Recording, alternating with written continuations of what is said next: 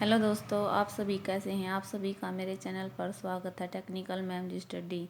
मैं आज आपके लिए एक बहुत ही इम्पोर्टेंट क्वेश्चन लेके आई हूँ।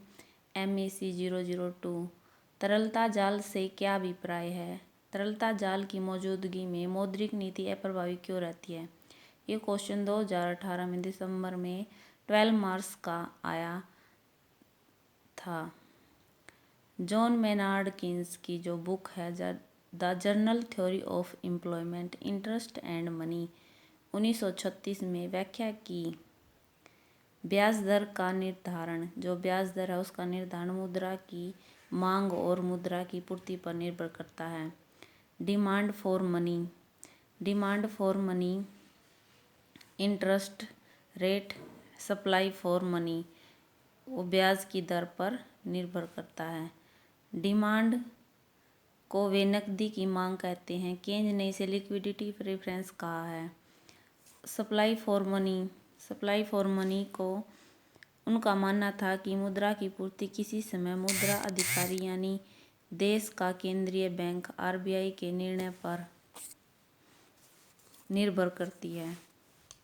तरलता जाल प्रेफरेंस का सामान्य अर्थ है नगद मुद्रा रखने की इच्छा, यानी जो भी व्यक्ति मुद्रा को नगद के रूप में रखना चाहते हैं वो मुद्रा का अत्यधिक तरल रूप है।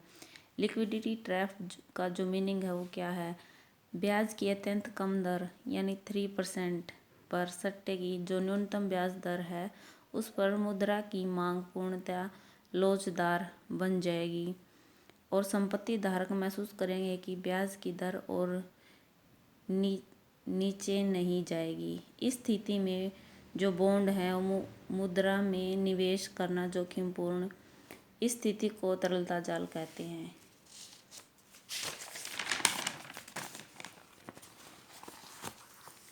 कीन्स के अनुसार ब्याज दर एक ऐसा प्रलोभन या पुरस्कार है जो लोगों को नगद मुद्रा कुछ समय के लिए न रखने के लिए दिया जाता है। यानी जब लोग ब्याज दर में वृद्धि की जाती है तो व्यक्ति अपना पैसा बैंकों में रखना चाहेंगे ताकि वो इंटरेस्ट रेट प्राप्त कर सकें।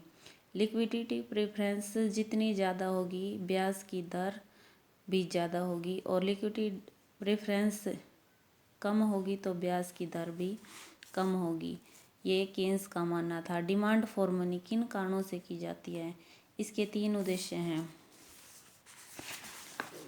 डिमांड फॉर मनी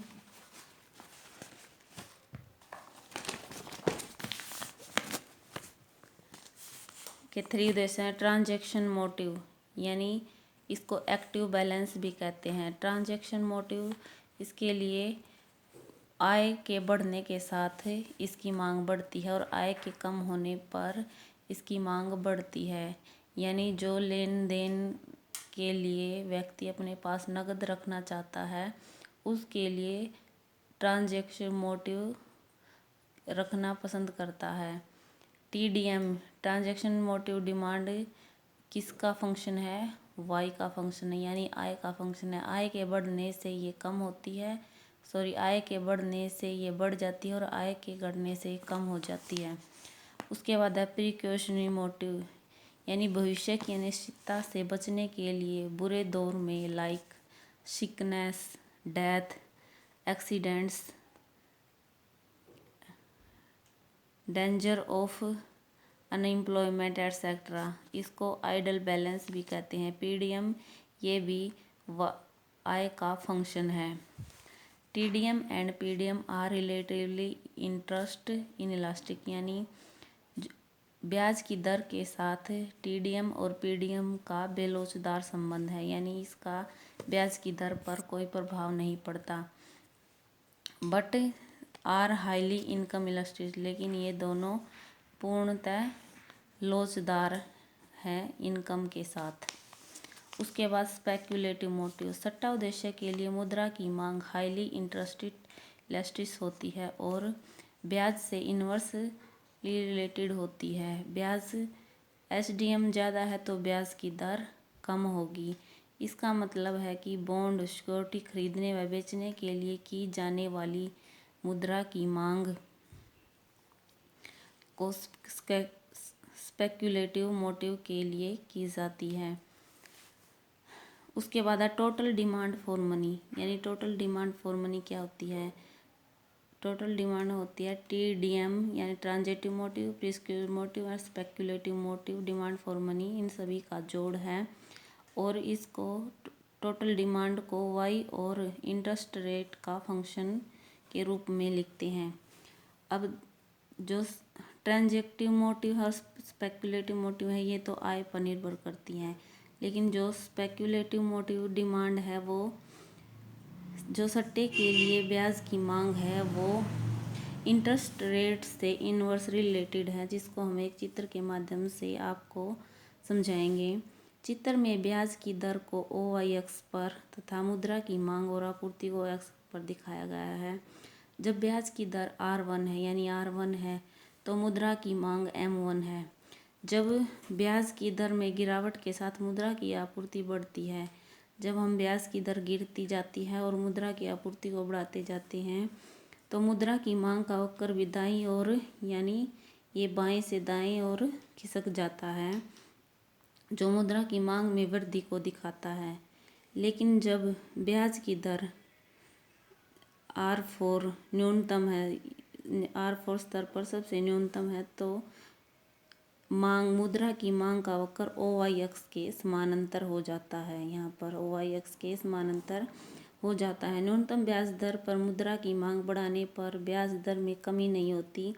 मुद्रा की मांग पूर्णतः बेलोसदार हो जाती है, क्योंकि एक समय ऐसा आता है जहाँ पर ब्याज की दर इतनी न्यूनतम है कि इससे कम वह हो नहीं सकती, चाहे मुद्रा की मांग जितनी भी बढ़ाई जाए।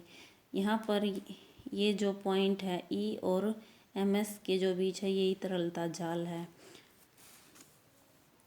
अब RBI के द्वारा अपनाए जाने वाले मौद्रिक उपाय किसी अर्थव्यवस्था के तरलता जाल के दौर से गुजरने पर विफल साबित होते हैं, क्योंकि लोगों का ऐसा मत है कि ब्याज की दर इतनी कम है कि इससे ज़्यादा कम नहीं हो सकती। लोगों को प्रतिभूतियों की कीमतों में बढ़ोतरी नजर आने लगती है तथा नकदी रखने के प्रति उनकी रुचि बढ़ जाती है तथा तरलता जाल की स्थिति में मौद्रिक नीति अप्रभावी हो जाती है।